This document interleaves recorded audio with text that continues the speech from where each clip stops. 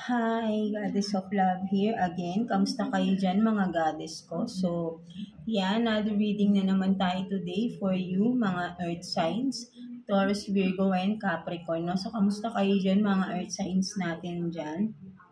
So, let's see, no, ano yung mga possible na sitwasyon ninyo this week, no, mga goddesses ko. Tignan natin. Pagdating sa inyong family, love relationship, no, and community, career, and of course, self-care advice na rin for you this week and message advice from the universe, no, mga earth signs natin. But before that, no, available pa rin ang ating all-in-one prosperity candle, no, ang link ay nandyan sa ating description below, no, available siya sa ating Shopee store. And for those who are interested naman na magpabook ng inyong mga personal reading, no, ang details ay nandiyan din sa ating description description below mga goddesses ko, no. So let's see, no, ano yung mga again paparating sa inyo mga goddesses ko, earth signs, Taurus, Virgo, and Capricorn, no. Tignan natin. And yung mga benefits nga pala na makukuha ninyo dito sa ating all-in-one prosperity candle is nandyan din, no, basahin nyo sa description below mga goddesses ko. Makikita nyo yung mga makukuha ninyong benefits at yung mga possible na pwede nyong i-affirm, no, sa ating all-in-one prosperity scented candles, no. So, let's start the reading for you. Kamusta kayo dyan mga Virgo natin, no? So, let's see ano yung mga possible na sitwasyon ninyong paparating this coming week ng mga Virgo natin. Overall energy nyo this week. Possible situation nyo sa inyong family, career, community, love relationship, no, person on your mind. Self-care advice this week also, and message advice from the universe, no, mga Virgo natin, no. So, let's start.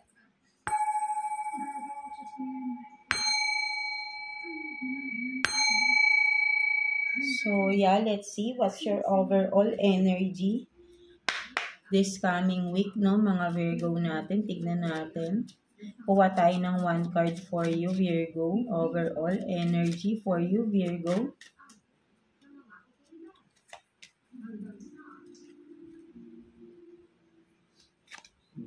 So, you have this treasure, no? So, I think for some of you, no, mga Virgo natin, mas nakatuon kayo sa mga bagay or mga pinaghirapan ninyo, no, treasure, something na mahalaga sa inyo, no. So, mas papahalagahan nyo pa this coming week, no. So, mas pinoprotektahan ninyo kung ano man ito, bagay man, sitwasyon, sabihin natin na person din, no, family, pwede rin, no, kung ano man ito na tinitreasure ninyo, no, ay mas papahalagahan, mas poprotektahan nyo this coming week, no, mga Virgo natin, no. So, ayun yung nakikita ko dito na overall energy ninyo, no, yung pagpoprotekta, mas pagpapahalaga sa mga bagay na importante, sitwasyon man, person man yan, no, sa buhay ninyo, mga Virgo natin, no. So, let's see, pagdating naman sa iyong family, no, what's the possible situation sa inyo ng family, no. Kuha tayo ng 2 cards for you, Virgo. Possible na sitwasyon within the family this coming week. Tingnan natin. For Virgo, please, tingnan natin.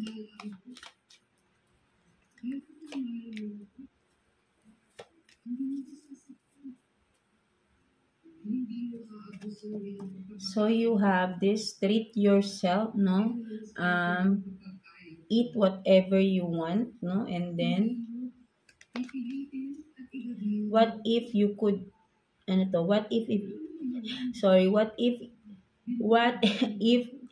can send your problems away today, no. So, I think, ang nakikita ko dito, no, for some of you Virgo, this coming week, no, sa inyong family, ang nakikita ko rito, kung ano man tong mga parang mga problema, no, mga nagpapabigat, no, sa loob ng family, no, issues, no, kung ano man ito, no, parang, I think for some of you may mga unti-unting mareresolba, no, for some of you this coming week, no, and you will surrender, no, those, no, kung ano man ito, no, and from that, parang nakikita ko, no, magse-celebrate kayo, no, hindi man yung celebration na as in, no, but then ang nakikita ko, you will treat yourself, no, parang magse-celebrate ka na at least, na at last, though of course, at last na i-release mo itong sitwasyon na ito sa inyong family, or na-release mo itong tao na ito, kung sino man, no? Something like that, no? Parang something na, or someone, no?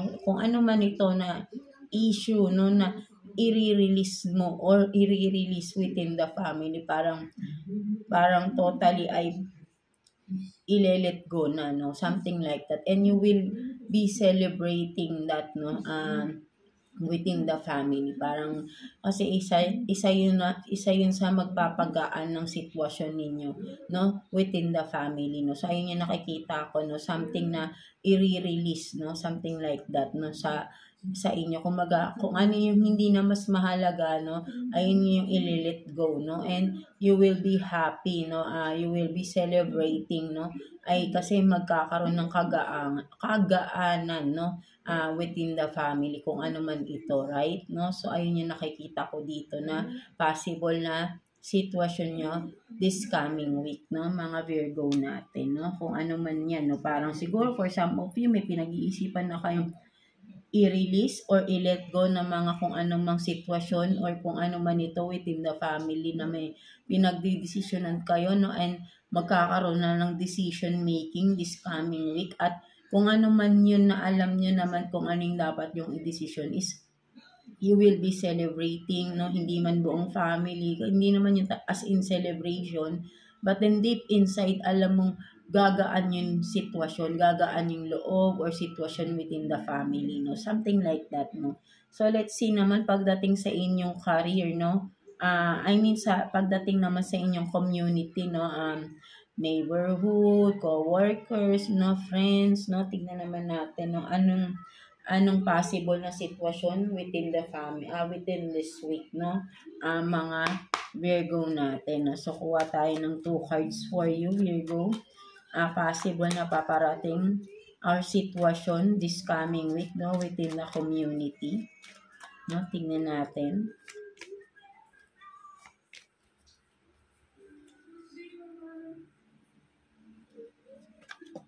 So you have this 10 of Cups in reverse and then Page of Swords, no. So, ang nakikita ko rito ng mga Virgo natin, no, within the community, no, parang katulad rin kay Taurus kanina, no, meron kayo talagang may person na someone na parang within your circle, no, kung friend mo man ito, no, nasabihin natin may pinagdadaanan, no, parang this person is wants to talk to you or sabihin natin wants to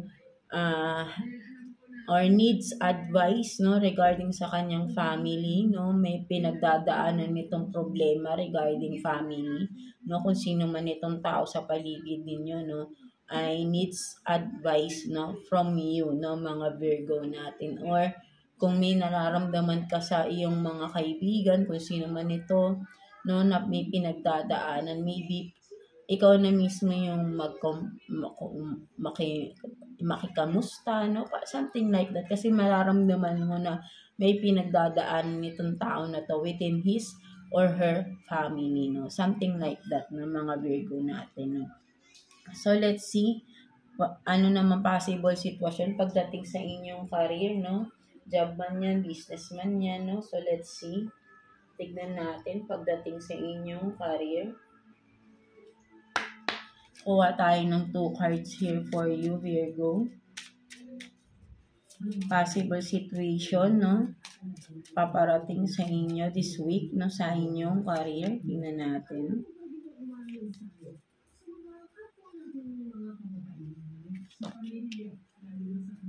So, you have this. Ano to? Give into passion, no? Give into passion and then make a move, no? So, ang nakikita ko naman dito, Virgo, no? Kung ano to, no? Kung ano man itong mga naiisip mo, no? Kung ano yung mga, within your career, no? Something na kung siguro may change of ano kayo, no? Or something na, di ba yung overall energy nyo is treasure, no? Yung something na passionate kayong gawin, no? Parang yun yung magbibigay sa inyo ng mas magandang career, no? Magkakaroon ng magandang finances sa inyo, no? Magbibigay ng big break, no? Kung ano yung passionate kayo, no? Ay yun yung, kumbaga mga hobbies ninyo na sa tingin mo, no, ay ang nakikita ko kasi rito, kung ano yung parang gustong-gusto nyong gawin, ayun yung magbibigay ng magandang income sa inyo, no? So, make a move, no? Kung ano man ito, no, sinasabi sa'yo dito, Virgo, na make a move, no? Simulan mo na because that is magkakaroon ng magandang outcome or magandang result, no? Kung sisimulan mo na ito, no, mga Virgo natin, no? Something like that, no? So, ayun yung nakikita ko dyan, no, mga Virgo natin, no? So, let's see what's the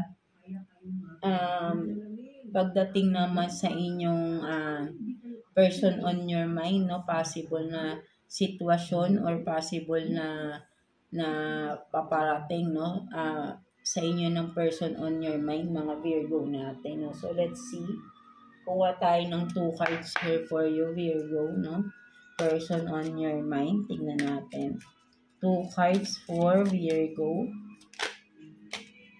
No, may lumabas na boundaries, no? So, tingnan natin. Person on your mind for Virgo.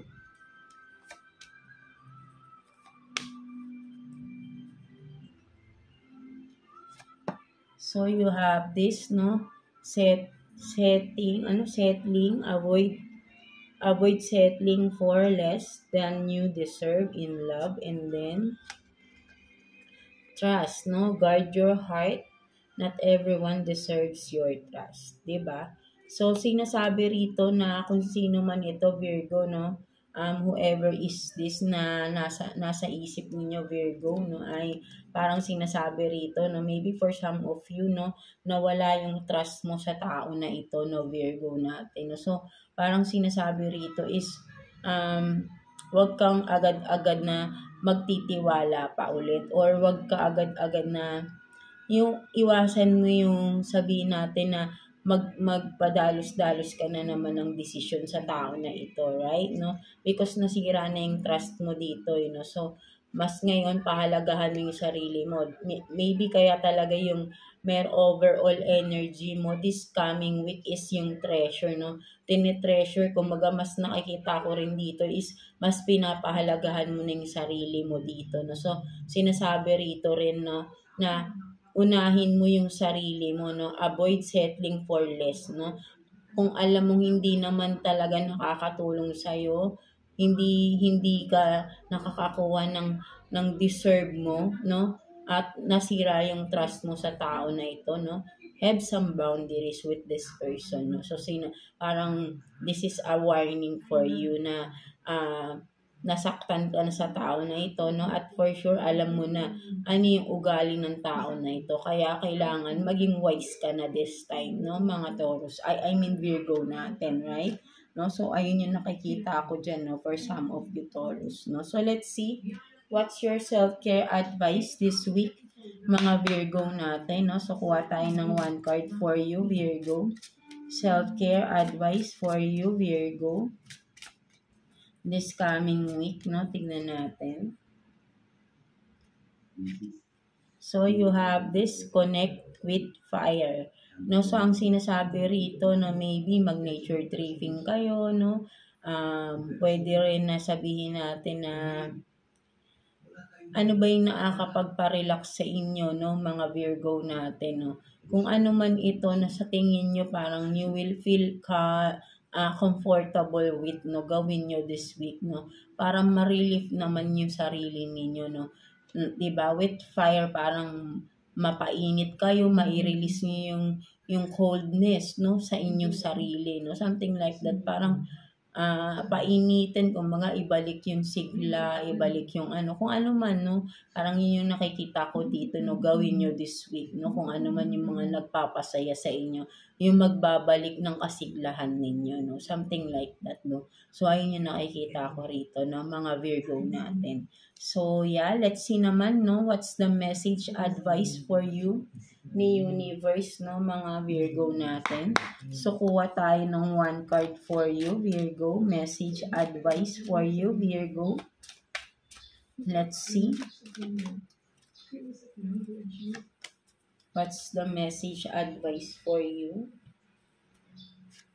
So, you have this, no? Your only limit is your mind, 'di ba? So maybe may kinalaman to dun sa passion ninyo, no? Kumbaga parang wala kang limitasyon, no? Sinasabi dito, you have this creative mind of yours, no? So magkakaroon lang ng limitasyon to kung magi-stop ka na mag-create, no? Something like that, no? So ang nakikita ko, you have this very powerful mind, no? Very creative mind, no? Mga Virgo natin. So use this passion of yours, no, to create what is sabihin natin, to create so you can be more financially secure, no. You can sabihin natin na you can use your creativity, no. So ayun yung nakikita ko rito, no. So 'di ba? Create and progress, no? Ano man tong mga kine-create mo sa iyong mind, no? Make it into reality, no? And then do it, no? Make a move, no? So you can, 'di ba, harvest, no? Something like that, no? So simulan mo na, no? Something like that. Wag mo, only limit is yung pag-i-stop mo, no? And don't stop, of course, no? Maraming magagandang mga creation, I think, ang make-create ninyo into reality, no, mga Virgo natin, no? Because you have this very sabihin nating hindi lang creative mind, no? More on intellectual kayo, no? Kumbaga parang marami kayong ideas, no? Gawin nyo lang, no?